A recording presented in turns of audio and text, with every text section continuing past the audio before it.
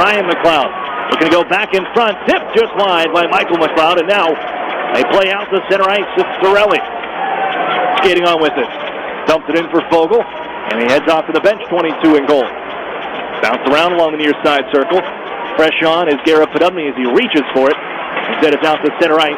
Bastian couldn't blast it into the zone, but the Otters are getting reinforcements on. Osmanski holds from the left circle. Played out ahead, nearly picked off, and now it's taken by the Otters from their own line, and it's Christian Gurney floated towards the net. That's off the stick of Mancina to the far board. Crashing as Hopkins comes out the blue line. Whistle just wide on the try by Hedrick. Darren Radish bounced one off for Garrett Podubny. Comes to Darren Radish again at the point. He's got some room and snaps one just high on the shot. Hopkins kept it alive. It's Garrett Podubny with the fourth line on for the Otters, and Tippett able to take it away, and Bastian leaves it ahead. Chip and chase for the big centerman for the Mississauga Steelheads, and out ahead Gurney though after the Otters take it. Left onto the near side corner for Blanc. He's run by Christian Gurney, but Gurney took the worst of that one, tumbling down to the ice. He's getting out right wing. It's Cascanet. It's the break along the blue line. Drifts in and fires a shot. Rebound out in front and sent just wide by Bastian. The Otters may have gotten a stick on that one, but that puck's hitting an open Yawning Cage. Fellows back the other way. On for Lodnia. Back for Fellows left wing circle. Walks in. Wrister, and it's blocked by Bastian.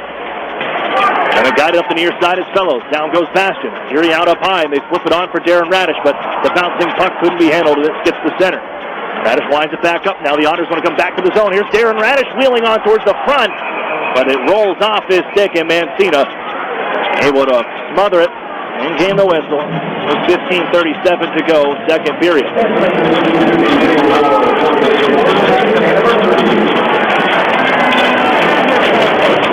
Here's the try with Cascanet. Just letting the wrist shot go, and Timpano just unable to field that shot cleanly and left it out right to his right wing circle. But Ivan Lodnia swooping through may have disrupted enough of that shot to help it miss the open cage. The Otters bailed out on that one. Here a tie game at 1, 15:37 to play in the second.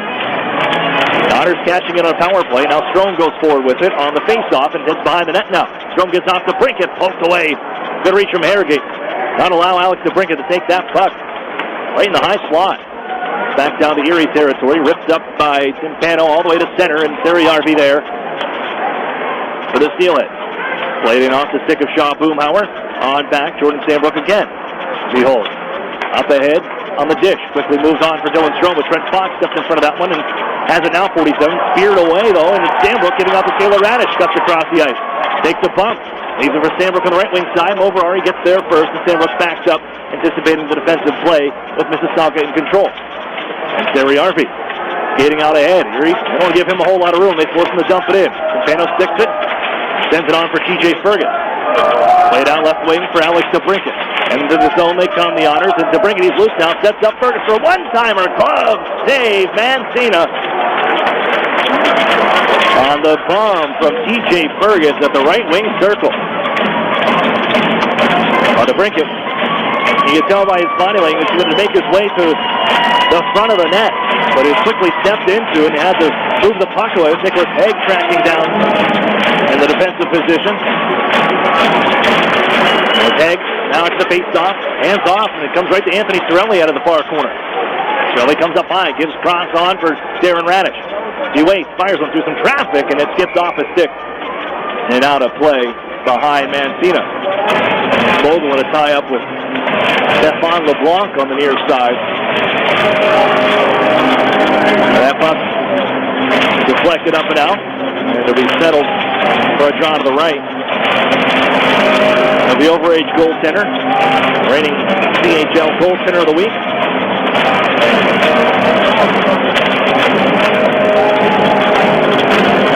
Continues discussion with our linesman Adam Harris and Kyle Maximowicz, and we're finally good to go on the drop.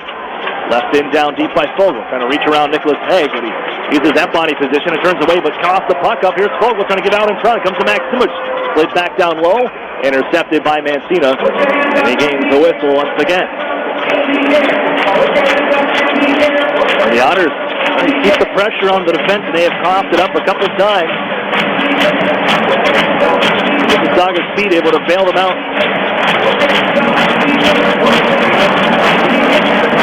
quickly closing on the Otters puck carriers after turnover.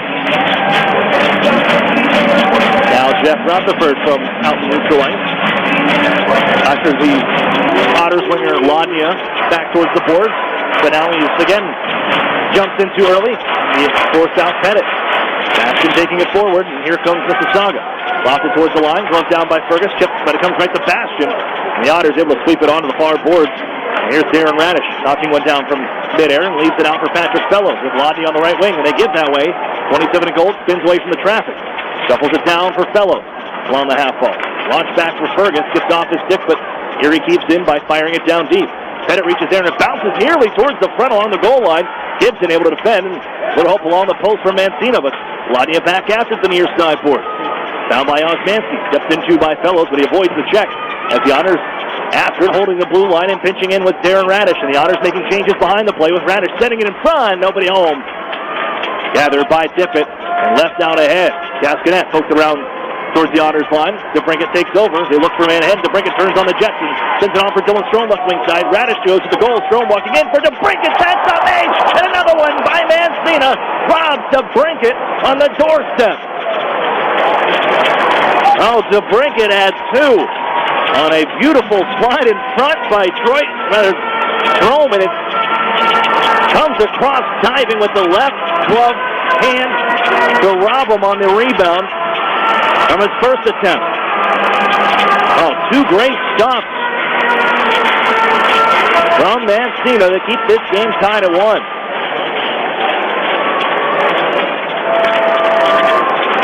Cleared out to center ice. Maximovich, Fogel, Sorelli unit on, but it's Erie Otters ducking around a few defenders. Plays it off the body of Jordan Sambrook down on the near side. And along the corner, Watson takes over. He's hit by Jordan Sambrook as well, and it's poked on further.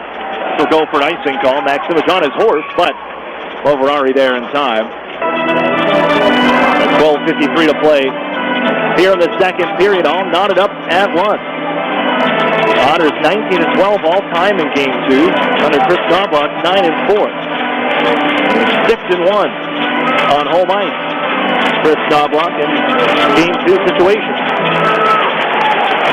Michael McLeod is waved out. Ryan McLeod will step in. And Anthony Sorelli ties him up. Battled now to the corner in the near circle. Moved by the Otters. Nearly intercepted by Watson, but Chernak able to find it and skate towards center.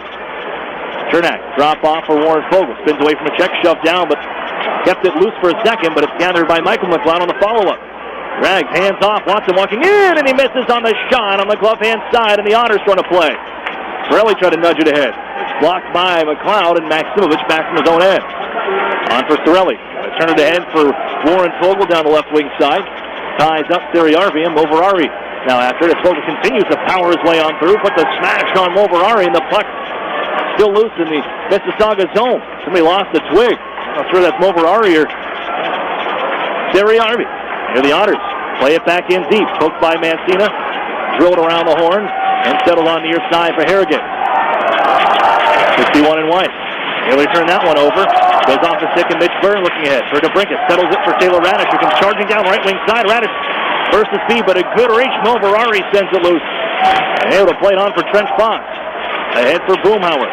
Skates the stick and sends it in from the left side. Campano fields it around the near side. Stroman's going to pick it up out at center ice. He's got Taylor Radish with him on the right wing. Banks it down for Strome, trying to pitchfork it ahead. It comes back to Dylan Strome. Knuckled for DeBrincat as he holds. Plays it onto the front, and he had Hedrick on the back door, but it's intercepted. Off goes Trent Fox. Curls it on for Harrigan. Along the right wing circle, feather towards the front. Covered Timpano. And he gains the whistle. With 11:20 to play here in this period. And we may have a penalty coming up here after this.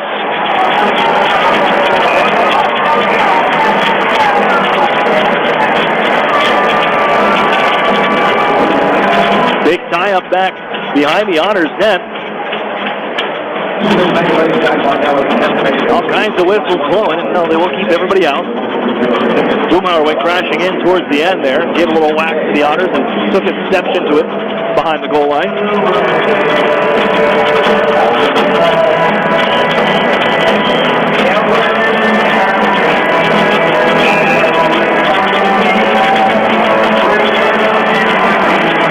Draw reach to the left to Quintana. Darren Radish will feed back behind the goal. The Otters won that draw. They're able to skip it out to center ice off the stick of Ivan Ladnia. That in front of the Mississauga bench. He's hit by Osmanski, but the Otters in control. Here's Darren Radish backing up. On for TJ Fergus. Slided ahead. Nice pass received by Fellows. Skates in left wing. Kicks it to himself, and it comes down to the corner. Gibson there turning. Is behind the net. Kaskanet chasing it down. Plays up the wall, but Ladnia keeps it alive. Throws it towards the front. Sticks away.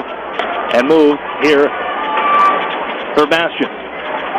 Played up off the helmet of Ivan Ladnia, who's slow, and he makes his way to the bench. But they have the puck here. Skip it, rifling one from between the circles just wide.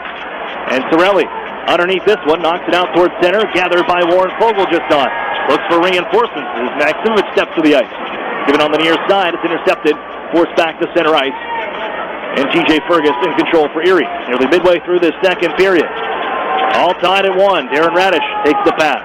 Makes his way down the left wing side, drops it off for Fogle. Curls along the blue line. Fogle moving on in. Let the shot go. Trickles wide. And onto the corner. Maximovic. After the dribbler moved on. Worked ahead for Fergus along the line. Gives to Darren Radish's partner. Waits. Wrist shot. That one's blocked. Bounces around. Reaching Sorelli. Tied up by Gibson and Michael McLeod. On ahead. Left wing side. Trying to back down Fergus. Hands off the tip. And Hill thought about letting one fly. Turns around. Now lets it go. And it sails wide on the blocker side. Well, Ferrari able to keep it. Down for Michael McLeod. Watched by Fergus. Comes near side. Pokes away. And Watson follows up. Spencer Watson's the blue line. Here's Mo Ferrari. Down low. McLeod trying to get out in front. Poked by Fergus. And he'll bounce to the line and out. Fogle heading off. There's this rip back into the Otters zone. And the Otters, they got their defensive pairing been out there for a little bit. Darren Radish and TJ Fergus. As in behind the Otters goal. Darren Radish trying to move it around Watson. Maximovic cuts it off the skate. Played up into the air. Gloved down by the Otters. Sorelli out to center ice. But in control is Mississauga. And the Otters, you can tell, a little slow to start. Back to their own corner. As Darren Radish is tied up by Trent Fox. McLeod comes flying in, and he's got the puck. It's Erie Otters the blue line now. Cuts across to the left side. Lets the shot go. Blocked by Fergus. It's bounced around. Poked away to center by Taylor Radish. And the Otters looking to make changes. Darren Radish still back here and turns the puck over to Fox. Sends it onto the far side corner. Jordan Sandbrook just on for the Otters, who takes control now and marches ahead. Out towards center ice. Sandbrook flying now. Walks down and on the right wing side. Drops it off. Radish fires, and it's Mancina the save. With 8:39 to go. Second period. We are tied at 1 from the Erie Insurance Arena in game number 2.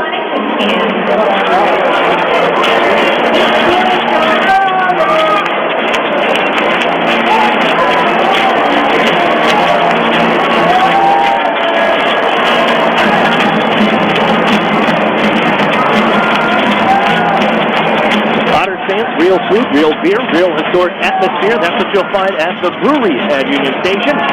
Erie's original brew pub and restaurant, located downtown at 123 West 14th Street. That's the brewery, proud sponsor of the Erie Otters.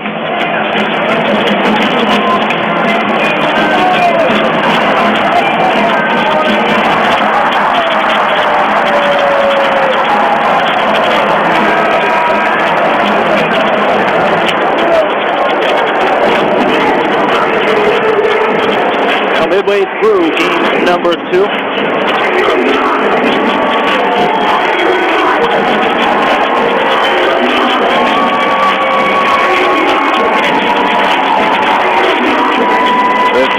Game 3 tomorrow night, Mississauga. All tied at 1 here in game number 2. Face down to the left of Mancina inside Mississauga territory. Strom and company off.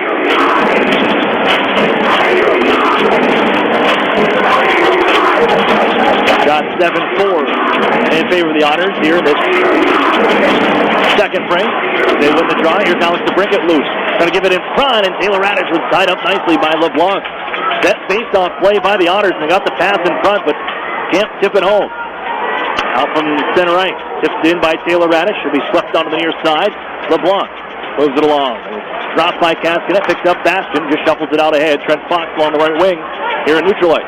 Looking from the red line. Kicks off a stanchion. Loose out in front with the Otters. No goaltender. Timpano gets back. Here's LeBlanc to the goal. Sticks back behind the net by Timpano on the stop. Shuffles back behind the goal for Bastion. Left it on far side, Nick Egg. And he overskates and lost the puck and nearly popped up in front. Otters bounce it back towards the line. Off his stick again of Castanet. And Taylor Radish is tied up. Towards Luce. He sends it across. DeBrincat reels it in. On from center ice. DeBrincat trying to back down LeBlanc. He's got Strom on a trailer. But the shot towards the net. Partially blocked by LeBlanc. And Mancina smothers it along the ice. Back in the offensive zone for a draw. The Otters in the regular season outscored opponents 125-69 during second period.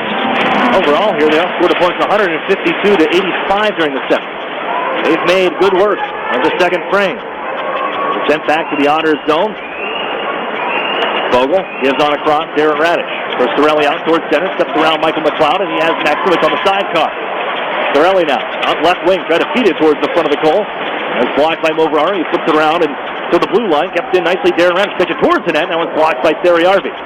Ducks around the check of Maximich. Fed on the near side. Fergus thinks better of it before pinching in as the Otters crash along the near boards, and Fogle has it. Gives it to TJ Fergus. Back for Fogle left wing, trying to play it on in front. Pass was blocked. Fogle leaves it out for Darren Radish now. Steps around a man. Here's Radish walking into the backhand. Save made, rebound. Stopping is Sorelli. It's still loose and it squirts onto the circle. He moves by McLeod. He tied up by Fogle, and McLeod able to skate away with it.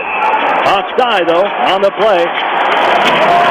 And Fogle will have a discussion with the officiating crew as he comes right over to Scott Ferguson and says, dude, guy was all over me and actually took hand of his stick. McLeod, that's the only way he escaped out of the zone. You saw part at the end of the replay there.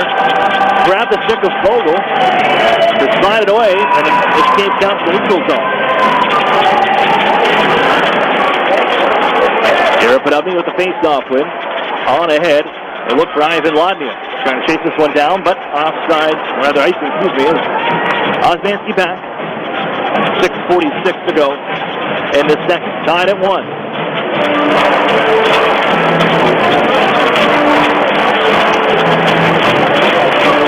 Draw being from the neutral zone, the Otters. A few shifts in personnel. Pettit steps in for face-off duty against Shaw Boomhauer. The Otters, when you look at the ice time and personnel used in the game number 1, even here tonight, Erie's been rolling all 4 lines. If you go back to game 1, Aiden McFarland, the left winger on this 4th line for Mississauga, only one of the 4th line that took a shift and played about 15 seconds. Otters back at their own line. Byrne out ahead, directed in off the stick of Pettit and elevated down towards the far corner. Fellows there, turns away from a check, but it's knifed away towards the blue line. Hedrick holds in. Fake. Instead, banks it down the wall. Kyle Pettit picks it up there. Wants a shot. Go! It's a rip right off the knob of the stick of Mancina and deflects out of play. With 6:09 to go here in the second. The Otters rewarded on that 4th line as well, with Hayden Hopkins helping to set up what would stand as the game-winning goal. Dylan Strom scoring in the second on the first game of the series. Chernak at the line. Here's a wrist shot. Stopped again. And Cena holds on. A couple clean face-off wins for Garrett Podubny his last 2 times out. Just did it there. He had one from neutral ice, too, that eventually led to an icing call. Hopkins going to take this one, however. On the back end. Wanted on the wall, Hayden Hopkins. Garrett Podubny had overskated and it's played towards center ice. Jordan Sambrook there. Sends it on for his partner, Chernak.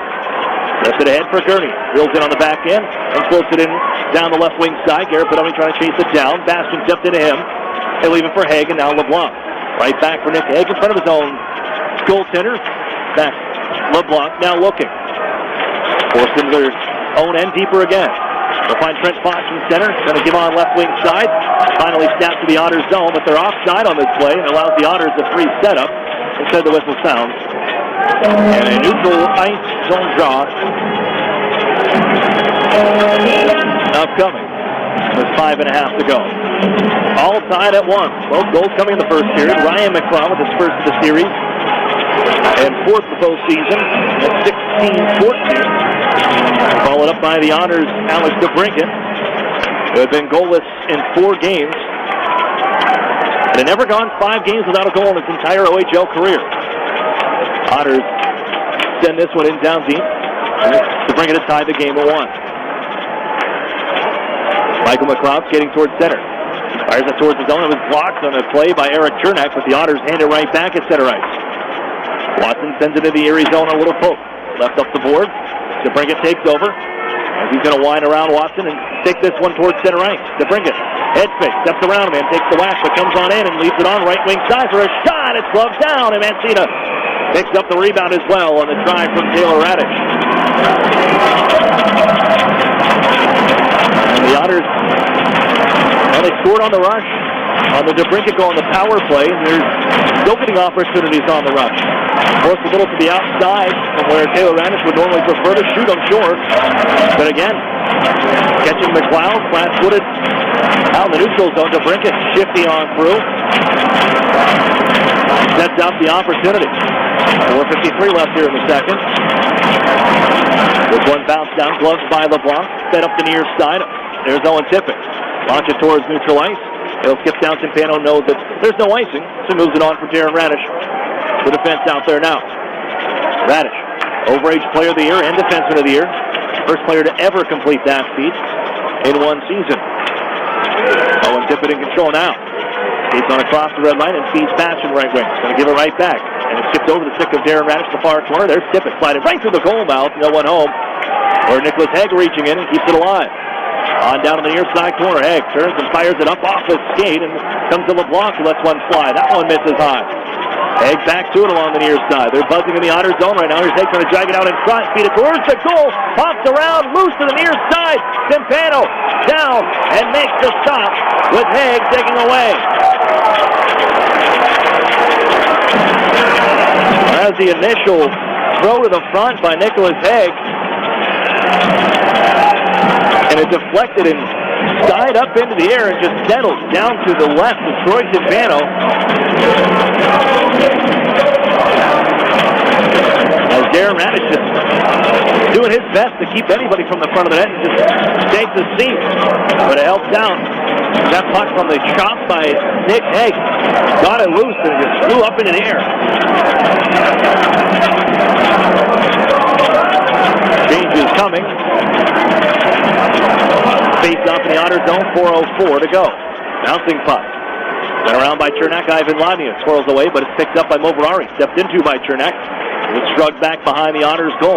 There's Jordan Sambrook with Erie. Offerfello's got a man ahead, trying to give it on to Ladnia. Would have been a breakaway, but the pass was defended nicely. Ladnia. He can be so evasive at times, and he's done that a couple times this postseason to get breakaways. As he holds now back in his own circle. Hands it right back for Chernak. Trying to feed across for Sambrook. Feeds the stick, and it bounces into the zone. Steps around him, and here's Sambrook with the slide. The shot is blocked. And loose on the far side. Back to center ice. And thrown back in by the Erie Otters offside. They will do a wholesale change in front of their bench while they're offside. And allow Seriarvi to bring it on towards center. Between the skates of Watson. He's able to get him ahead, but the Otters intercept. Try to leave it on for Dylan Strome.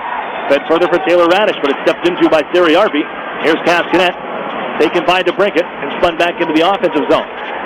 Mancina coolly sends it for Seriarvi on the near side. He'll get underneath this one and will launch it back towards Erie territory in the final 3 minutes of this second period. Darren Radish holding out of the near corner. Wheels away from Harrogate. He's got a step now. Steps around a man on the deke, and here comes Radish trying to run the gauntlet out of the circle. Feed it towards the front, and it bounces off the stick to the near side, picked up by Alex DeBrincat. His speed towards the front goes off a blade of a stick, and DeBrincat will get back and stepping in front of LeBlanc. Takes over. Sends it to himself. Knocks off the skates, gets right back up, and hands off to Darren Radish, who makes a stick handle move, and another one, and into the zone offensively. Feeds Dylan Strome, but it's off his backhand and taken away. Harrogate, right wing side, with numbers, drops it off. Ryan McLeod. He hits the brakes. Watched by Darren Radish, pinned to the boards. Down he goes, and the Otters take the puck. Looking for Strome now, trying to beat Hopkins. Off the stick of Haig, and Hopkins reaching for it down to the near side corner, and a collision. And Strome's still looking for it. Haig on top of Hopkins' stick. He doesn't like it. He tries to get back up, but off goes Ryan McLeod on the left wing. Watched by Fergus. Set around the horn to the near side. Byrne reaching in. Picked up by Boomhauer. Stripped of the puck by Dylan Stromstad here. Fed towards the front. Stop made. The rebound. Poked by Centeno to the corner. Journey out. He's run by Haig on the near side. Hawkins able to feed it on through. Dylan Strome there from center. He looks to find TJ Fergus. He knows he's got a tired body and a centerman in Dylan Strome. And he feeds it back for Mitch Byrne at his own line. For Fergus. Fresh troops ahead. The Otters still bottled up in their own end with the final 90 seconds. Then ahead for Sorelli. Knuckling around, steps around Bastian, and able to bash it just into the zone, and Haig there. Plays it up off the glove of Maximus, who ducks into the corner. Now Sorelli trying to feed out in front for Gurney, and it's just off his stick to the near side wall wide. Lifted out to center, and Sandbrook fields it on the play from Owen Tippett. It's Sorelli now. And Fogle just steps on in the final 65 seconds. It's Sorelli on. Going to deke around LeBlanc, wheels around him now, feeds in front. It was tied up, but the puck never made it that way. Here's Fogle in behind the goal, shoved by LeBlanc. Haig there also. Pitchfork down to the near side. Chernak will hold in from the blue line. Wrist shot through traffic. Held on to by Mancina in the final 49.1 of the second period.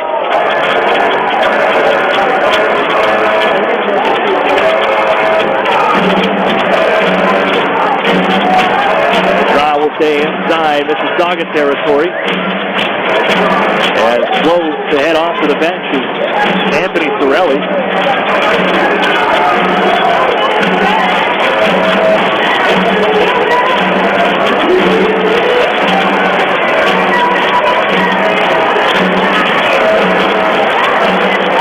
Face off one by the Otters, and they just throw it in down deep. Fogle stays down here with Bennett.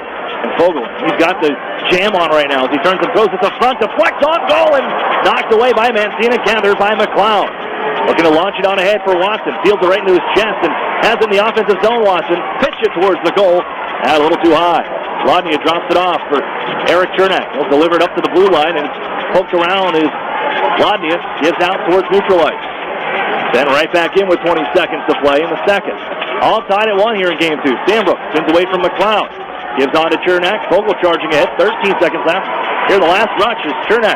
Throws it in on goal. Played by Mancina to the corner. And the Otters, they give a little bit of ground in the final 5. Holding behind the goal, Terry RV. They will take a tie game into the break. 13 shots on goal for the Otters to 9 for Mississauga. The goaltenders have been the story. Each even here. 1 apiece after 40 minutes in the Erie Insurance Arena. UPMC intermission report is next here on Jet Radio on 1400. Otters fans, Bertrand here from Cloud9 Wine Bar.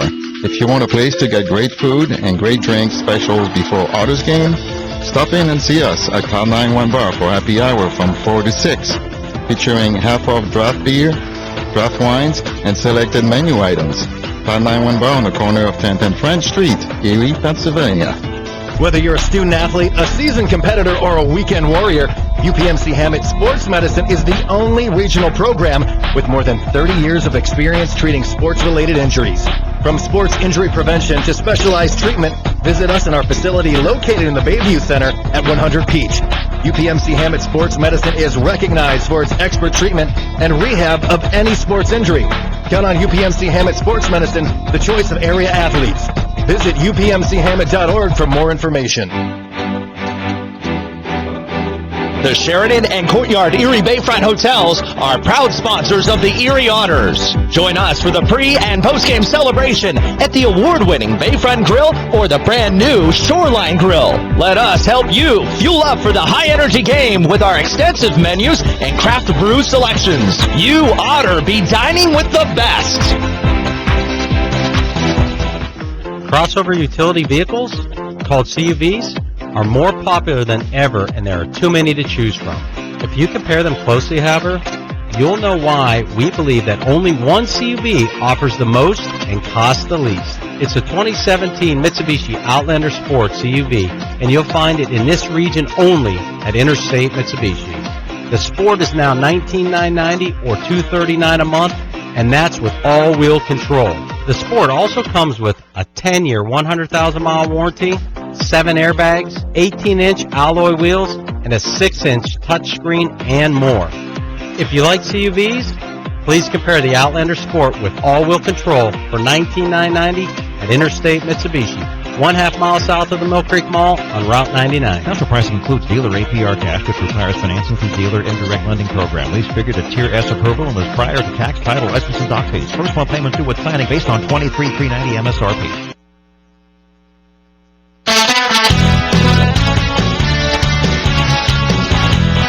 Welcome back here inside the Erie Insurance Arena. Game number 2 of this Rogers Championship Series. And we are tied at 1 through 40 minutes. Alex DeBrincat for the Erie Otters. And Ryan McLeod with his 4th postseason for the Steelheads. And our only scoring coming in the first period. Otters out shooting Mississauga 22-18 through 40 minutes. Following the game Thursday night, there's a press conference held here at the Warner Theater in Erie, Pennsylvania, as the Erie Otters' Alex DeBrincat awarded the Red Tilson Trophy as the Ontario Hockey League's most outstanding player of the year. The 3rd time in the last 4 years that an Erie Otter has won the Red Tilson Trophy, following Connor Brown in 2014, Connor McDavid, in 2015, and now Alex DeBrincat with a 65-goal season, 127 points. The 3rd most in one campaign in points-wise by an Erie Otter. And with that press conference held at the Warner Theater, the Otters catching up with Alex DeBrincat. We're going to hear from him next. To your credit. But even just looking at this year, 19 straight games with a goal, I believe, tying a league record. 65 goals, breaking the Otters franchise record. Scoring champion, on and on and on. I can't imagine a better person to have his name go on this trophy. So deserving. I understand you were the Scholastic Player of the Year nominee for the Otters as well. And that's so very important, and never lose sight of that. So it's indeed an honor and a privilege to announce and present to you this year's Red Tilson Trophy for League's MVP. Congratulations. It's important to point out that the Red Tilson Trophy is voted on by the writers and broadcasters that cover the league, and 85% of those that were polled selected Alex with their number 1 selection. So quite an overwhelming response. Well, I think Alex's continued, determination and efforts, to be the ultimate team guy have been from day one. And I think that any time that you have anybody who comes in and has been able to be as consistent as he has over his 3 seasons, I think as an organization we're really lucky. And I think, we know Alex as a player and as a teammate, and we're thrilled for him to be able to have him be the 5th guy to have won this in our organization. And we haven't been in the league as long as some of the other teams, but I think an honor like this is amazing, and I'm happy for Alex. I'm happy for his mom and dad and his whole family, and especially for him. I think he's a special person, and we're excited for Alex. It's truly an honor to win this award. I think a lot of guys want to win this in their career, and it's definitely a big honor to see who's won it before me. And with that said, I wouldn't have been able to do it without my teammates and line mates, and all the support from coaches, from Brownie here, and just everyone in the organization believed in me, and that's huge for me. Yeah, it's pretty incredible. One of my good friends is on it, Connor, so it's kind of cool to join that name, and many other names. I could go down the list. All those great players, and it's definitely an honor. It's kind of hard to put in the words. To be honest, I haven't really thought about it too much. We have a team goal, obviously to win and go to the Memorial Cup and hopefully win that. So. I think this summer I'll be able to wrap my head around it a little bit better. But right now I think we're kind of focused on something else, and you know, I haven't really had much time to think about it. You know, you just got to keep working. You know, not everything goes your way, and if you keep working, you know, people are going to find you, and if you're that good, they'll want you on their team, and you know, you need to, you know, be humble and kind of, you know, show them what you have to do, but in the same way, you got to help your team win at that point, and no matter what team you're on. So, you know, playing with the kind of players I play with, you know, it's pretty easy to gel with them. You know, they'll get you the puck, and you know, I think it's been pretty cool for me in my first year. You know, coming from not much, you know, prep school in Illinois to being Rookie of the Year, which was pretty cool, and I think a lot of that had to do with the team we had as well. You know, I had Connor, Dylan, you know, I had Baptiste, you know, a lot of those guys really helped me out my first year and taught me the ropes of the OHL and really helped me increase my skills. Helping you develop and go on and off the Yeah, definitely. They've you know, they've helped me a lot. You know, everyone in the league, you know, and once you're in the league for a few years, you start knowing guys on other teams and stuff like that, and it's obviously a really fun league to play in, you know. But from our coaches to, you know, obviously Brownie's helped me a lot, and Nauber, you know, has done a lot of things for me, you know, giving me every opportunity, and, you know, it's been really fun for me to play in this league. 3 years ago, any thought that this might be where you're sticking today with everything that you've achieved? No, definitely not, you know. It's obviously a lot. My career's kind of taken off since I came on the team in the first year. So I think, you know, it's been great for me, and I think, you know, I've just been trying to do everything to help my team win a championship, and I think, you know, we're pretty close this year, but we still need to finish it off. More hockey coming up here on Jet Radio 1400.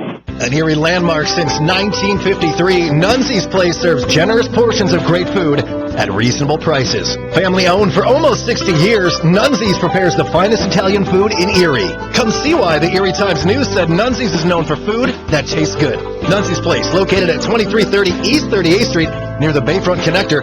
To call for reservations or place an order for takeout, call 825-2940. Nunzi's, known for Italian food that tastes good since 1953. SEO, text message marketing, social media. As a business owner, you know the best way to reach customers is online.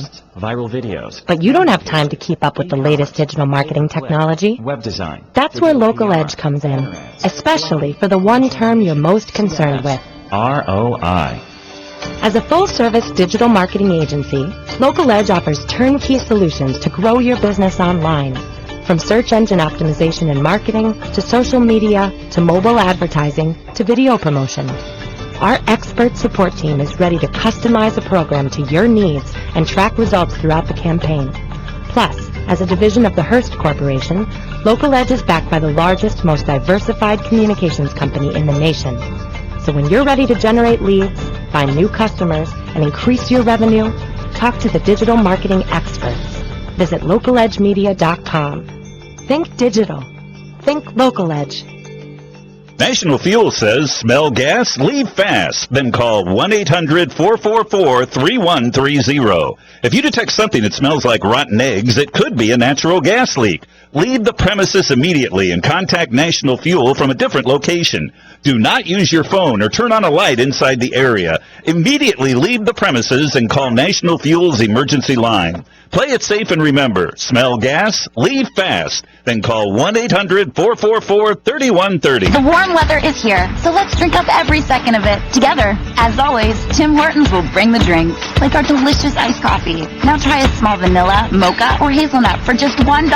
They're perfect for hitting up the local skate park, taking in a baseball game, camping in the great outdoors, stargazing with friends, road tripping through the mountains, or barbecuing on a perfect Saturday afternoon. So get to Tim Hortons quick, because there's no better time to get outside and enjoy a $1 iced coffee. Wherever the warm weather takes you, at participating U.S. restaurants for a limited time. Keep up on all things Erie Otters by following us on social media. Follow the Otters on Twitter and Instagram at Erie Otters, and like us on Facebook at facebook.com/Erie Otters Hockey. You'll get up-to-the-minute news on all things happening with your Erie Otters, so check us out on social media today.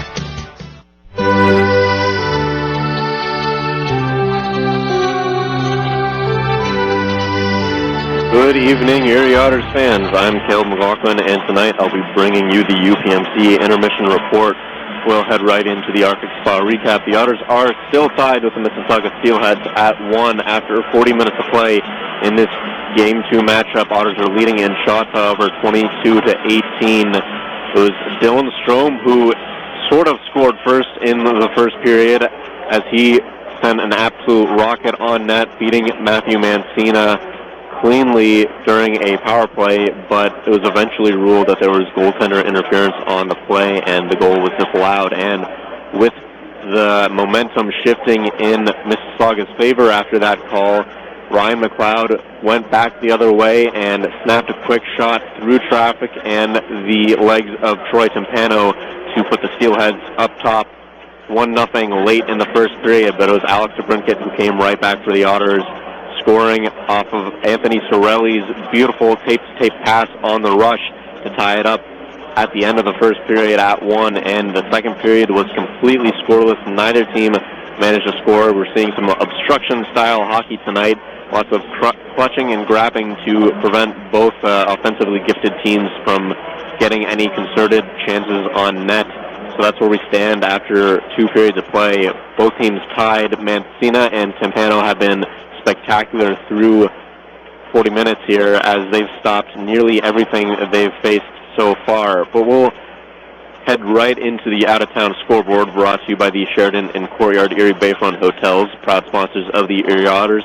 You ought to be staying with the best. There are no other games in the OHL tonight, obviously, as this is the championship series, as the Otters dispatched the Owen Sound attack in 6 games in the Western Conference Final, and the Mississauga Steelheads took down the Peterborough Petes in 4 games in the East. But the NHL playoffs are in full swing tonight, so we'll take a quick look at those scores. The Nashville Predators are leading the St. Louis Blues 2-1 near the end of their third period. It was Paul Spatsny who got the Blues on the board first early in the game, but Roman Josi and Ryan Johansson came right back late in the game to make it a 2-1 effort for the Predators. They could win the series tonight if the Blues can't get another goal within the next 4 minutes or so.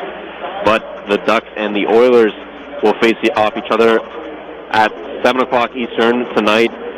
Anaheim leads that series 3-2 after Corey Perry's overtime heroics in Game 5 there, the ex-London Knight, and of course facing off against Connor McDavid, the ex-Otters captain. So there's some junior hockey connections there, but the Ducks have the 3-2 lead. They could clinch that series with a win tonight over the Oilers. And that'll do it for this UPMC intermission report. We'll be coming right back with some third period action on Jet 1400. Over the years, technology has greatly improved the productivity of the business office, from faxes and copiers to multifunction printers. Now we don't know how to get things done without them. And that means you need a reliable printer copier and a dependable service plan. That's why you should trust Cooper Business Machines. They are Erie's only authorized dealer for Sharp document systems. And most importantly, they will maintain your machine so that it continues to, well, work. Just like your car, it needs regular maintenance and parts need to be replaced regularly. If your copier isn't properly maintained or you're not getting toner in a timely fashion, then you've been reminded what it's like to work in the dark ages. Don't wait any longer. Your business requires dependability. Shouldn't you expect the same? Cooper Business Machines, Erie's only authorized Sharp dealer and service provider, helping you get back to business since 1980. Online at cooperbusinessmachines.com or call 456-7585. Programs, get your programs! You know, Mill Creek schools have all the programs you need. Really? Yes, they have preschool programs, Center for Performing Arts programs, Honors College and ROTC programs, dual enrollment and student internship programs, not to mention 16 advanced placement courses, 30 varsity sports, and over 50 high school clubs and activities. Sounds like they do have a program for everybody. Programs, get your programs! In the Mill Creek School District. Otters fans, if you're looking for the best hand-cut steaks, fall-off-the-bone ribs, made from scratch sides, ice-cold beer, legendary margaritas, and fresh-baked bread, then look no further. Texas Roadhouse, located at 7475 Peach Street, Erie, is the place for legendary food and legendary service. Whether you're looking for a special occasion or just a night out with good food and friends, think Texas Roadhouse. And don't forget to cut your wait time by using their famous call-ahead seating. That's Texas Roadhouse, 814-864-9494. What's 10,000 square feet with 100-plus arcade games, all set to free play, including air hockey and one round of glow golf, all in one great space? If you said Playport Erie Arcade, Erie's largest indoor arcade center, you're exactly right. And if you haven't had a chance to stop in and enjoy all those old favorites and new challenges, now's the perfect time. Race your friends head-to-head with the 4-player simulators, ride motorcycles, boats, skis, and more. Playport has bowling, pinball, basketball, hunting games, and of course, all for a one-price admission. Come on into Playport Arcade. It's like having that feeling when you wish you were a kid again. Yeah, that's the feeling you'll get at Playport Erie Arcade. Playport is more than just an arcade. Playport is Erie's first indoor glow golf attraction. It's like walking into another world as you enter the glow golf room filled with neon and different fun obstacles at every hole. Playport is fun for all ages, and now for a limited time, grab 3 people along with yourself and take advantage of the 4-pack special. But hurry, it's only for a limited time. Playport Arcade on West 12th Street in the Big White Building just east of Peninsula. I beat my best score. I love this game. Listening is half the battle. Understanding is the key. This is Jet Radio 1400. WJET, Erie. Welcome back here inside the Erie Insurance Arena. 1-1 after 40 minutes to play in game number 2. The Otters looking to take a 2-0 series lead. Mississauga wants to tie things up and head back to the Hershey Center tomorrow night. Welcome everybody back in. And on the TV broadcast sites, we're tuning in on Rogers. We're having some technical difficulties, and we're working hard to get that back and get you back tuned in. And I know it's been bouncing in and out, but we'll be working on that throughout the broadcast to get you uninterrupted coverage here the rest of the way from Erie. But it's Watson back behind the Otters net. Poked away by Anthony Sorelli. Knife up the near side, but McLeod holds it. They're going to give off to his younger brother behind the goal. Taken by Sorelli as Fogel out ahead up off the skate of Kyle Maximovich. Poke checked at the line, but it does cross. And the Otters turn act back. Ahead for Fogel. Brings it into the zone. A nice move. Protects from LeBlanc. Spins and turns and holds on. Now plays it to the front, and it's off his stick. And the Otters onto it on the near side to Brinkett. Pokes it back loose. Steps in front of LeBlanc. Alex DeBrincat dragging now from the circle and leaves it back down low. Wanted to find Dylan Strome, but Moverari, he just blew a tire along that side. The Otters have the puck. Here's Strome, and he sends this one high over the net to the near side. Radish holds in. Fed back down low for Taylor Radish. Puts the boards by Moverari. And here's LeBlanc on the backhand and into the netting. And it'll be deflected, they say. Dylan Strome trying to buy that call, but it will not happen. Officials coming out from the neutral zone saying yes. Deflected up and out. And a fresh hot grab with the face off the neutral zone after deflection by Dylan Strome.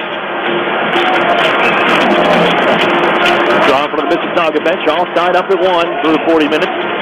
Mississauga 1-0 in the playoffs, 7-3-2-1 when tied after 2 periods.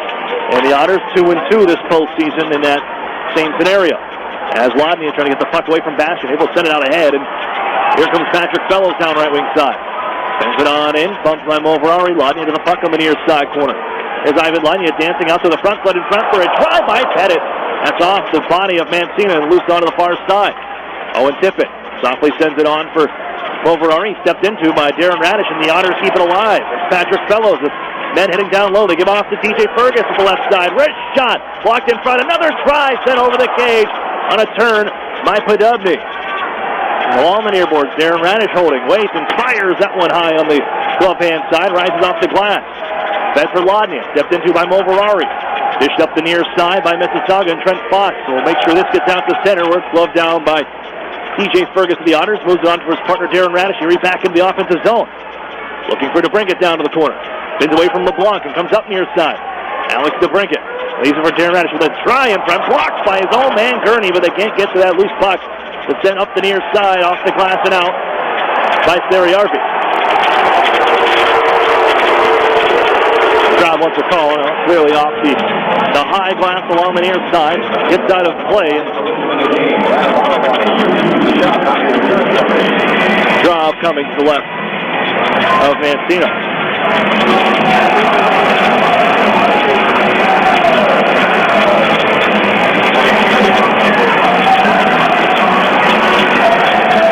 Sorelli and company on. Clean face-off with Anthony Sorelli. Chernak from the line. And that shot blocked and gloved down by Nicholas Haig, and he leads it ahead. Skating out right wing. Dish right side. Watson will sing it towards the goal. That goes high. Kicks off the near side glass, and Vogel puts it ahead for center ice, and Sorelli for Maximuk. Sorelli heads to the net now. Maximuk trying to push it towards the front, and he's cut off by Michael McLeod defensively. Here's Haig now. Spins it out to the front. Watson can carry out the center ice. Watched by Sambrook and Chernak. They drop it off for Ryan McLeod. Now Michael McLeod with it, trying to bring it out towards the front. Bounced around. McLeod shoved to the ice, and Maximuk takes over. Kyle Maximuk in a tie-up. McLeod knocks away, but Sambrook just sends it over to open ice on the near side. Chernak unable to get there in time. Wiping out to the near side boards. Michael McLeod. It allows the Otters to move it on far side, and Chernak out ahead. Bounced around, and again, out of play. Off of two sticks, Sambrook and Watson. Spinning, swinging. Another draw with a puck out of play.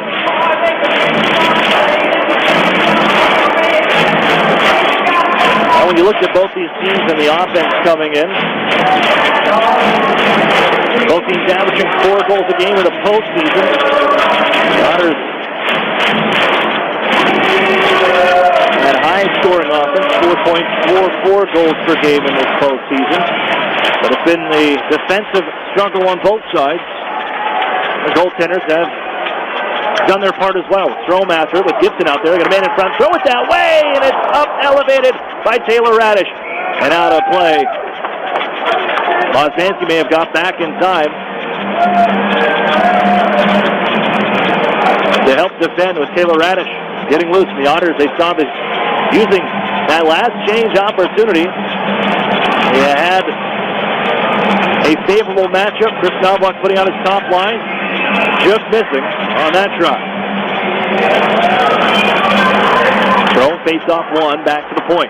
Byrne, it went right off his skate, and it's out ahead for Trent Fox. Watched by Mitch Byrne. His shot, pass stop made, and DeBrincat picks up the rebound. Pokes away, though, and still loose in the Otters zone, with Trent Fox tying it up.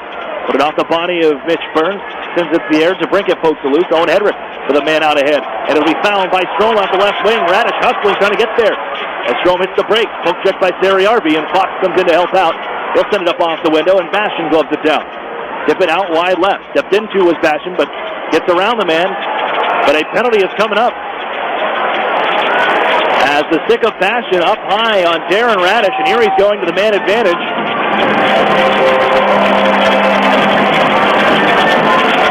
Here for a third time tonight.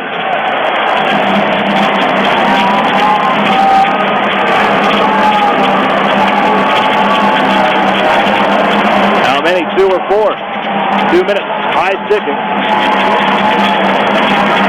To Nathan Bastian, and the Otters back to man advantage. They didn't have any penalties during the second.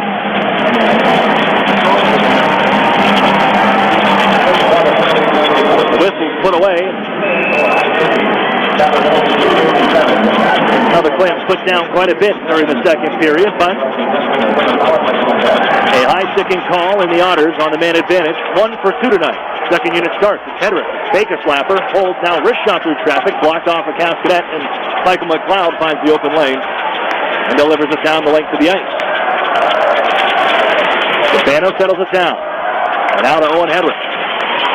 Maximuk on further. Warren Fogle down left wing. Leave it out the blue line. Hedrick's going to step around a man and make his way down the boards.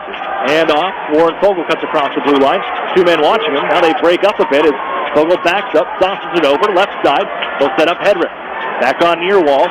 Good read from LeBlanc as he just stepped in front of Warren Fogle. Got to that puck first, and the Otters going to back up to center ice.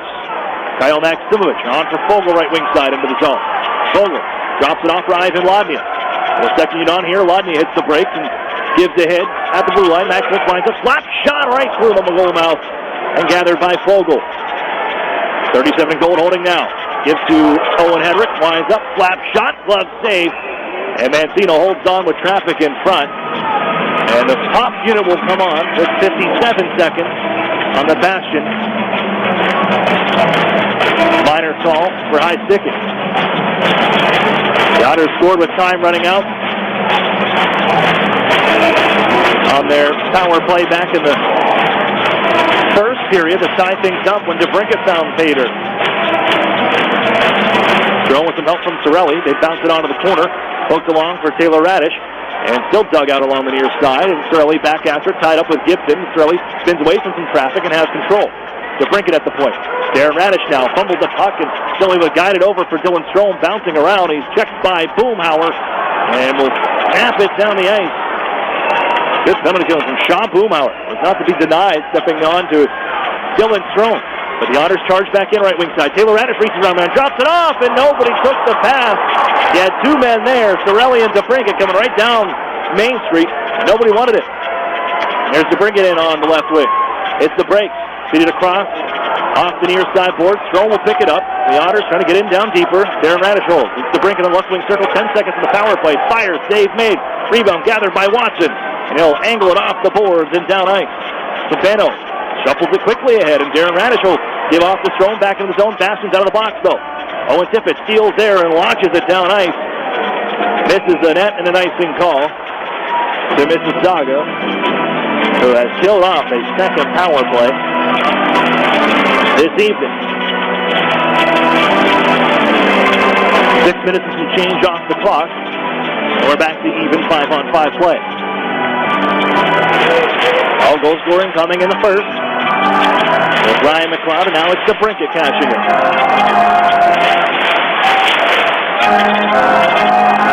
Waved out past that.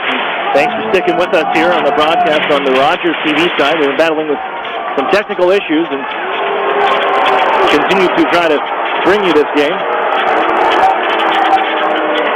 The game number 2 of this OHL final.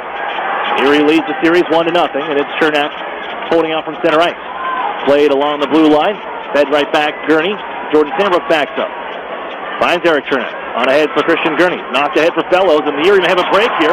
Fellows on for Pettit, trying to give it back in front. It's loose to the front of the goal. Tied up with Gurney as he crashes the net. Mancina is there on the stop. Pettit moving it to the front of the net. And sliding was Nick Haig to get just enough of that puck. It still sat in front. And Nathan Bastrop is his man out of the play, and Gurney beside that opportunity right in front.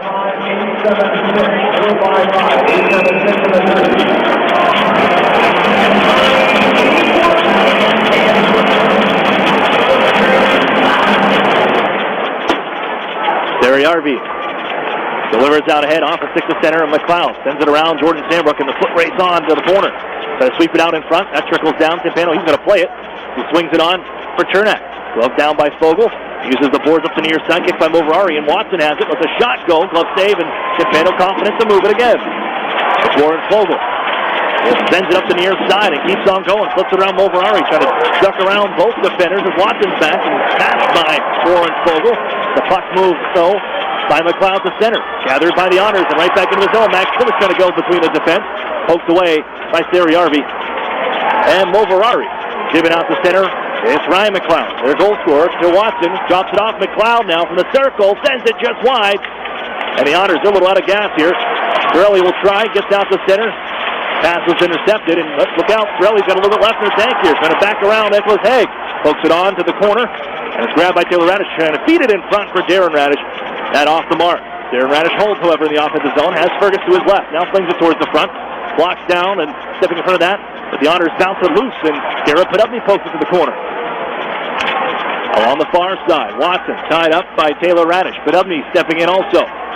Ivan Lodnia there for the Otters as well, is wedging it towards the boards as Watson, as the Otters continue to push and shove and knock it loose, and finally Lodnia gives out the blue line. Fergus lines and fires a slapper and hits Ariarvi.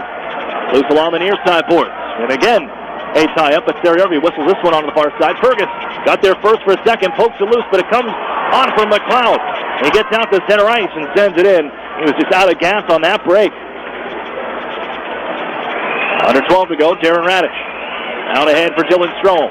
Drop back, TJ Fergus as the Otters finish a change out ahead, and Fergus over skates, had it poke checked, and Hawkins going to try to track us down defensively as Harrigan stepped into by Darren Radish. Along the near side corner, Radish flip it up the wall, and it's grabbed by Alex DeBrinket. He smoothly skates out center, steps around Bastion. DeBrinket right side fires one that's blocked away. Picked up off the far side boards and just nudged out to center ice. Fergus will grab for Erie. Going to send it on for Owen Hedrick. It pops high to the air and fielded by Fergus. Lifted that one on towards center. It'll be slowed by Moverari. Tipped on for Bastion. Reached by Owen Hedrick, but twirled around was Shaw Boomhauer to deliver it to TJ Fergus of the Otters with 11 minutes to go here in regulation. As Dylan Strome can't cut around Moverari at the blue line, and he takes off 27 away. Left it for Owen Tippett. Got his head up last second as Byrne tried to step into him. They fang Castanet on the left wing side, and into the Honor zone they come. Mississauga down the near corner. Byrne pushing and shoving with Nathan Bastion. Castanet trying to dig it loose. It's still tied up back behind the Otters goal. Hedrick wedges his way in.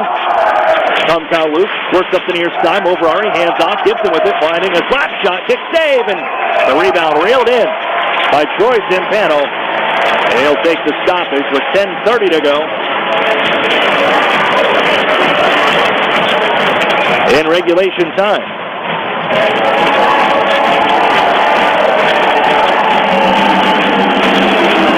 Faced off piece left of Troy Timpano. Only blemish is a reflection in front of him at 16-14 of the first period. He has stopped 20 of 21. A little more work for him tonight than he did in game one. Given out towards center. Off his skate, picked up by Pettit in flight left wing side. To make his way behind the net, Pettit reaches on near side circle. Hands the puck off to Chernak, who wheels behind the goal. Chernak trying to wrap it around, bounce in front, and knocks away last second. Sambrook will keep it alive. On back behind the goal. Moverari sends it on the near side. Stepped into by McLeod, but Chernak will let one go. Deflected towards the front by Fellows just wide. Here's Gurney. Back for Patrick Fellows in the corner. As he's sent down to the ice, Michael McLeod follows up.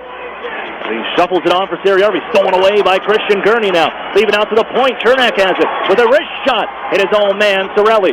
And the Blues back to the front, and McLeod couldn't settle it down, and Sorelli has it. Along the near side boards, Anthony Sorelli looking for Chernak. One-time drive, blocked by McLeod in front. And Max Sivovich onto the biscuit. Turns away from Watson, trying to get to the front. Here's Max Sivovich, turns near side. Backs up and fires over the cage. Just on Darren Radish. Able to keep that one as it bounced one last second on him, but he continues with the puck in the zone, and he's turned around. They finally clear. Here's Sambrook. Back from neutral ice into the zone. Drops it off, and Fergus stepping to the ice. Vogel now, trying to drag in front. Vogel gives it out towards the goal, but it's Bastion knocking it away. Brent Fox takes over. This finds open ice near side, LeBlanc. Carries the mail to center and softly sends it ahead, but Max Smith ties him up. Harrogate will grab it. Fired on towards the goal, and Darren Radish takes over. Steps away from Trent Fox and marches out towards center. Steps around one man, gives left wing side. It's Sorelli. Nice deep to the front, trying to grab it. Sorelli continues with the puck, and one of the shuffle ahead is intercepted by Fox. And on for Bastion towards center, trying to back down Max Sivovich, who's out here as a defender. Just runs him to the wall, and Max Sivovich had that puck loose for a second. Haig follows up. Comes right off his skate, and here comes Kyle Max Sivovich. Fresh on Dylan Strome. Max Sivovich wants to cross and hand off to Strome. Takes it down left wing side, but he's poke checked by LeBlanc. It takes over. Bounces it ahead. The Otters kick it loose. And back into the zone they come. Taylor Radish trying to move it on for Strome. It's poke checked and Owen Tippett. On his back is Strome. Has to slow down. Gives back to Nicholas Haig. Drifting near side. Giving up off the stick of Boomhauer and into the Otters zone. Timpano slide around the horn. There's Alex DeBrinket to the Otters. Curls it ahead for Strome. Wanted to find Taylor Radish. He does so. Trying to back down the D. Flips it on near side. Stepped into by Sariarvi and Moverari. Gives back. Snapped across for Boomhauer. Out of neutral ice. 4 Otters there, and he flies this one to the Otters zone. Moved on by Timpano for Hedrick with a man on his back. Wrapped up was Owen Hedrick by Shaw Boomhauer. They tie up behind the goal here. Moves by Pettit, who got underneath it. Comes to the blue line. Snapped towards the goal. DeBrinket cuts it off, and they flip it ahead. Trying to airmail this one towards the goal, and just wide. An icing call with 7:34. We get a whistle. It's been a long time between them. But 7:34 remains in regulation. We're all tied at 1 in game 2.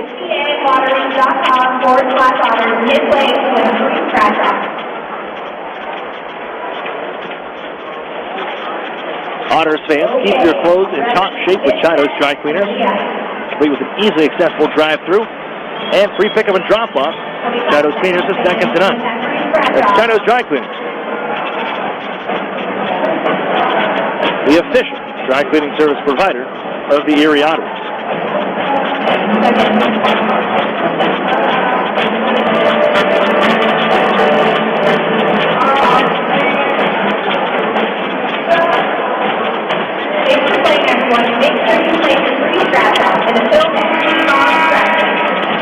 All knotted at one.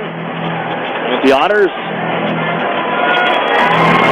they were good in the third period the other night as well. And again, they hemmed the Steelheads in for periods of time, but really have not threatened the front of the goal. And the draw will be to the left of Timpano. Otters win that and moving on for Ivan Lodnia. That's the play by Chernak, and Lodnia's going to take it himself now. Trying to curl around and spins away, fires it right through the goal, now wide on that twisting shot. Chernak will pitch one. That one sails high and settles for Ivan Lodnia. Gives to Chernak again, trying to direct it towards the front. That's off his skate. The Otters got to back up, and that's kept alive by Ivan Lodnia on a nice stick. Lodnia scoops back behind the goal now, trying to wrap it around. Through a call coming up. Whistle sounds. A splash.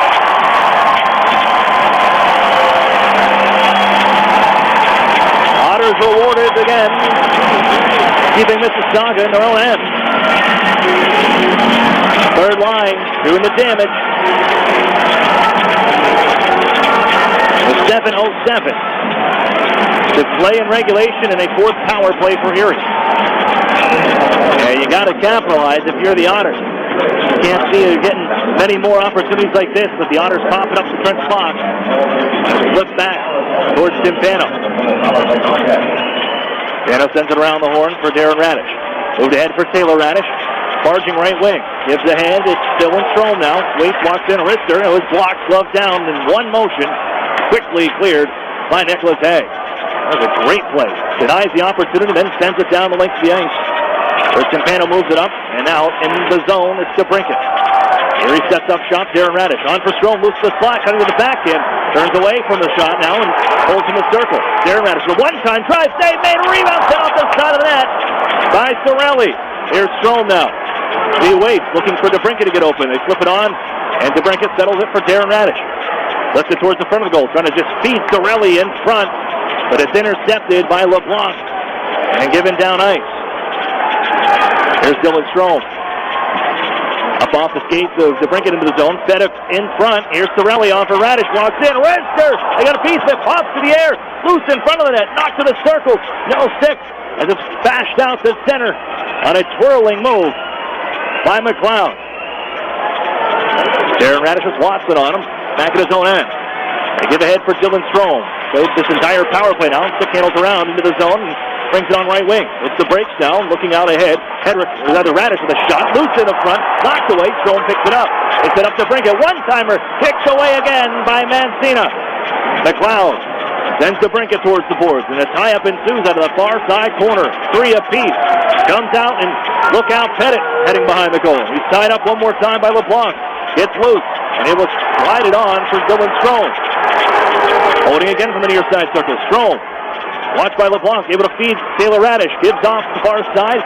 Picked up by Darren. On for DeBrincat. Strom on the near side. Winds up. Fires. Blocked in front. Radish shoots. And it's underneath Mancina as the power play time expires.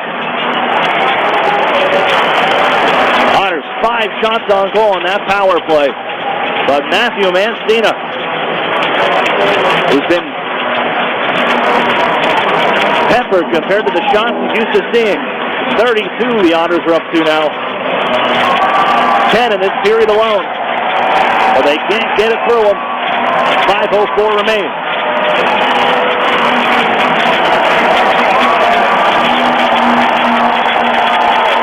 But on in the near corner, Siri Harvey fires it all the way around. Skips away from TJ Ferguson. Hedrick's going to hustle to this one with Owen Tippett. Good stick lift from Hedrick. Moves it on for Fergus. Garrett Padubny now.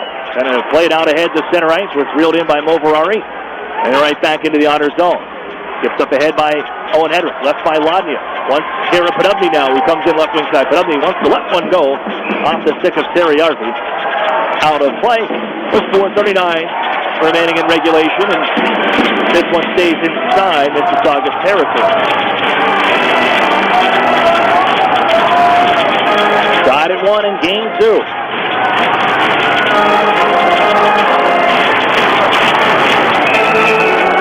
And the Otters bring out Torelli, Maximich, and Christian Gurney on. Bounced onto the corner. Snapped around the near side by Moverari. Trent Fox tied up by TJ Fergus, who keeps it alive on the near side. Bastian follows up and is able to clear to center. Hedrick there. Finds Maximich at the center ice logo and just waits, delays, and gets off to Torelli. Slided to the goal, and no one home. Fergus picks it up off the boards. Throws it towards the net. That one just wide as well. Nearly bounced out near side. Gurney with it. Turns away from a man. Sent down to the boards as here's Torelli turning and twisting. Finds Christian Gurney back behind the net. Gets off in front for a try. Snapped wide by Maximovich. Fergus gives down for Torelli. Going to head back behind the net. Twist back onto the near side. Watched by Moverari. Back behind the goal. They have Maximovich. It's sent up to the near side. Torelli back after it. Able to flip it towards the front off the shin pad of Sariarzi. As he twirls away from some traffic, the Otters changing behind the play. Fresh forwards on. Mississauga doing the same. And it's Michael McLeod lining up down the left wing side. Picks up the bouncing puck, shoved by Hedrick as he tries to duck under that check. Erie moves it on for Chernak and directs it out ahead. Fellows out to center, or it's sent back by Kaskanet to his own end. 3:26 to go here in regulation time. Brought on near side, watched by Fellows. McLeod sends it on, but it's Pettit at his own line. Gives to Jordan Sambrook, and the Otters waiting for their own net. Almost lost that puck as Sambrook comes crashing down to the near side. It squirts on loose and it's picked up by Lodnia. Knuckled right back down to the near side. Lodnia looking out ahead. It's Patrick Fellows, shovels it ahead, and he's going to chase this one down. Will force Mancina to move it. On far side, Haig, watched by Lodnia. Strome trying to fix the pocket of Watson, who carries ahead. Ryan McLeod on the left wing. Throws towards the front. Sent just wide off a blade. And Dylan Strome looking ahead for Alex DeBrincat. Haig trying to get back. DeBrincat trying to cut towards the front. It peels off now, Alex DeBrincat. Going to stick hand around him and got loose. Here's DeBrincat pulling the trigger. And it was blocked. Given out to neutral ice, and Darren Radish backs up. Strome. He's for Taylor Radish. Sends it on in. Roughed up by LeBlanc. And it's down to the near side. Bastion out of his own corner. Watched by Taylor Radish. Stripped to the puck by DeBrincat, but Erie couldn't get there in time. Given left side, Boomhauer. Stepped into by Darren Radish. Red sent down to the corner. Looking to retrieve. Bastion fishes it out of the corner. Heads back in deeper. Throws it towards the front. Settled by Timpano. And a whistle with 2:12 to go. Here in regulation time. Otters holding Mississauga just 3 shots on goal in this second. 10 for them. 5 on that power play alone.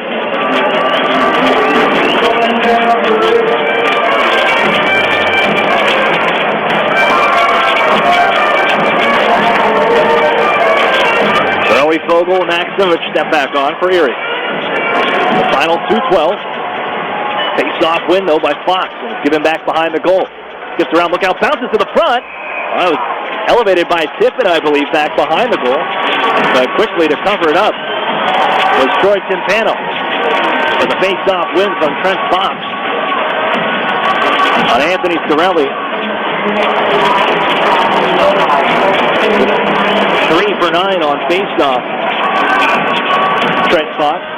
So the Otters will put Kyle Pettit on for this defensive draw duty. But it's won again by Fox. Guerrero slipped up for Moverari's one-timer, and it was blocked as the Otters just flip it ahead for Warren Fogle. Here comes Fogle, in on goal. He scores! How about that for a slice of fried gold? Warren Fogle, 2-1 Erie.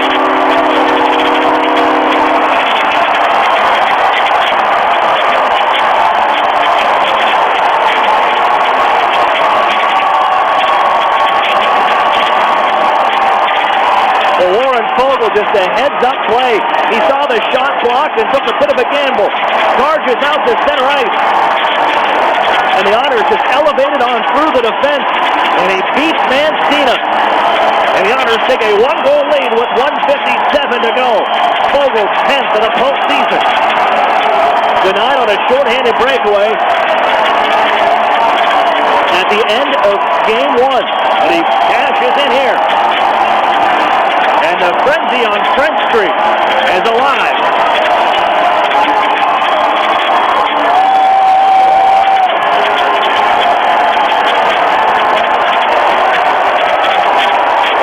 LeBlanc chased here by Warren Fogle. Stick work, but LeBlanc spins away. He had the goal the other night. They get it in right wing side. Watson fires. Next raises high and off the mask. The goaltender trying to come out. Off goes Mancina. Extra man on with Haig back. In game two, the Rogers Championship Series, the Otters take a 1-goal lead with 95 seconds to go now. Sent into the Otters zone. Cernak wants to slide it on around the horn. Baskin's going to cut it off. Along the near side. Flip back in down deep. Here's McLeod watching. That's Ryan McLeod. Back around the horn. DeBrincat trying to chase it down in front of Terry Arby. Bounced around the circle. Dylan Strome picks it up. Softly up off the glass. Off the glove of McLeod and back to Mississauga territory. 70 seconds remain and DeBrincat trying to pick the pocket for the goal.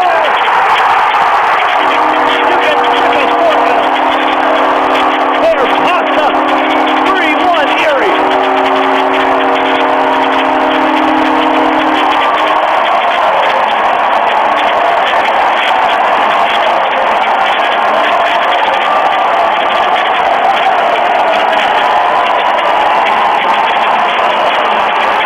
Erie all postseason. Ramped it up this series. Pressure on puck carriers and Alex DeBrincat. The individual effort. 2-goal night. Number 11 for number 12. 3-1. 60 seconds on the clock. As Hedrick steps around a check. Boomhauer on after to the corner. Steps into again as Pettit comes across. Goaltender back off as the Otters lift it up. Glove down by Owen Tippett to the right side. Walks and fires. It's blocked by Pettit. You can't hear a thing here. And Pettit and Fellow send it out to center ice. Harrigan turned around by Pettit, but Castanet follows up. They send it in. Campano now holds on, and he snaps it up off the glass.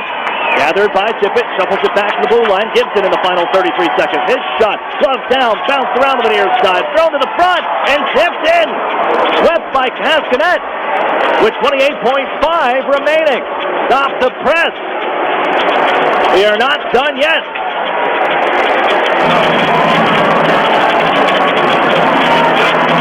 Glove down by Timpano, and then Harrigan just throwing it out to the front of the goal. The prayer bouncing in.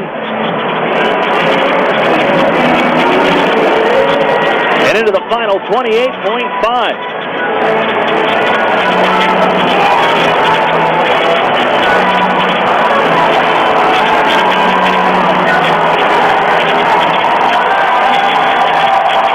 Crowd will stand to their feet for the final 28.5.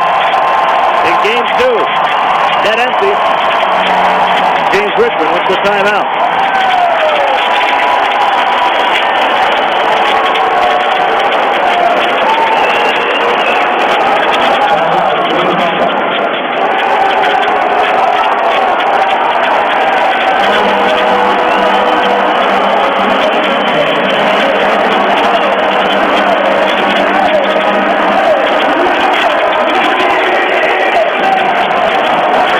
Even after one. DeBrincat, the goal scorer for Erie. McLeod for the Otters. Then here in the final 2 minutes is where we get all the goal scoring.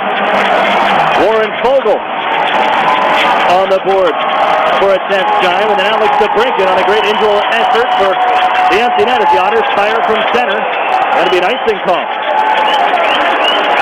And as Fogle complains, that's his Pettit. They're saying that was deflected off a stick. And they're going to get an offensive zone draw here. It'll be to the right of Troy Timpano. The final 24.8. Pettit's on the face-off. McLeod with numbers. They win it back. There's a try from Haig, and it just skips wide. Watson back to it. Throw it towards the goal. Blocked by Darren Radich and poked off his stick. McLeod with it back towards the net. Off the side of the gate. 15 seconds remaining here. In behind the goal. Pettit swinging around. Open point, and it'll trickle to center. 10 seconds left. They got to tag up Terry Arby. He's backed up. McLeod now going to bring it back in. Cernak turns him around. Delivers it back down the ice. And time expired. Otters hold home ice. 2-0 series lead for the Erie Otters. And they'll send it to Mississauga on a Monday night.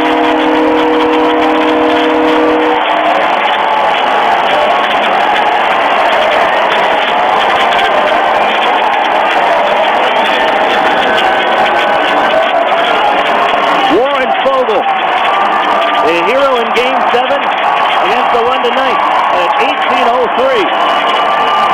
A breakaway as he beats goaltender Mancina, set up by Sorelli. The Otters took a 2-1 lead to break it, adds an empty net goal. And that was it. Cascanet brought him within one, but the Otters hold strong in the final 28 seconds and take a 2-0 series lead to the Hershey Center.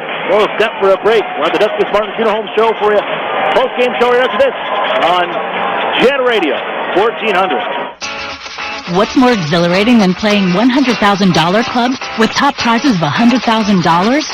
Winning. On the spot. Yeah! So if you can't wait to win, then don't wait to play $100,000 Club, the new scratch-off from the Pennsylvania Lottery. For a chance to win up to $100,000 on the spot. The Pennsylvania Lottery. Keep on scratching. Players must be 18 or older. Please play responsibly. Benefits older Pennsylvanians every day. Dr. Jones is right over there. Early in the afternoon, Barbara checks in at a doctor's office. But if you look out the window, it's miles from the closest medical facility. Because Barbara is in Highmark's Healthcare Mobile Clinic, a doctor's office on wheels that brings care directly to remote communities and members in need. By reaching out to Highmark members in need and inviting them to our mobile clinic, we're making access to care a little easier. Living proof of the difference you can make when you're all for health. Highmark Blue Cross Blue Shield. Visit HighmarkLivingProof.com.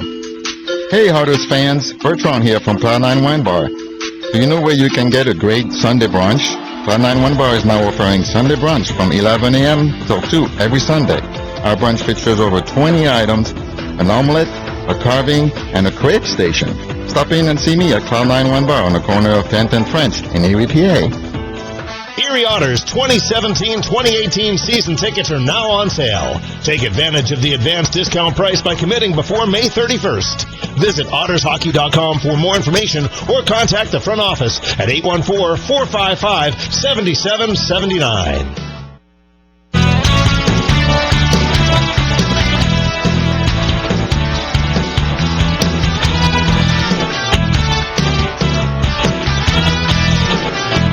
Welcome back here inside the Erie Insurance Arena, wrapping things up on Game 2. And the Otters went down to the wire. Needed a 30-second shot to get one past Matthew Mancina, but it's a 2-0 series lead for the Erie Otters. 3-2 the final. But the Rogers Championship Series will shift to the Hershey Center in Mississauga, Ontario. Welcome you back in. I'm Aaron Cooney. This is the Duskus Martin Funeral Home post-game show. Duskus Martin working tirelessly to give your loved ones dignity.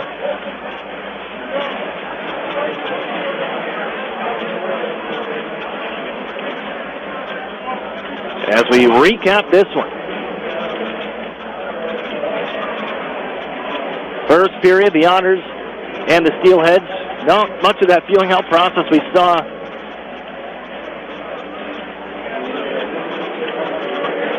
like the game number one.